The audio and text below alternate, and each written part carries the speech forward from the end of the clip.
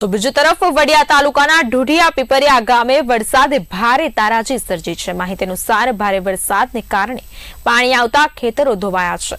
ઉલ્લેખનીય છે કે પાણી આવતા મગફળી, સોયાબીન અને કપાસમાં ભારે નુકસાન થયું હતું। મગફળીના પાથરા તણાઈને ડેમમાં જતા ખેડૂતોની હાલત કફોડી બની છે। ત્યારે વડિયાના ઢુઢિયા પીપરિયા ગામે વરસાદે તારાજીના દ્રશ્યો સામે આવ્યા છે।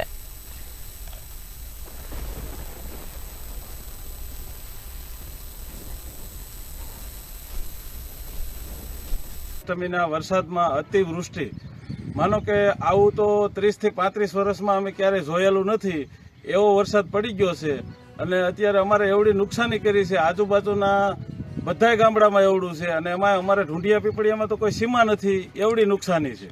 ઢુંઢિયા પીપળિયાની અંદર તમામ ખેડૂતને મારે ખુદને આજ 2 થી 3 વીઘાની મગફળી હાવ ઉપાડી અને પાણીની હારે વહી ગયેલી છે।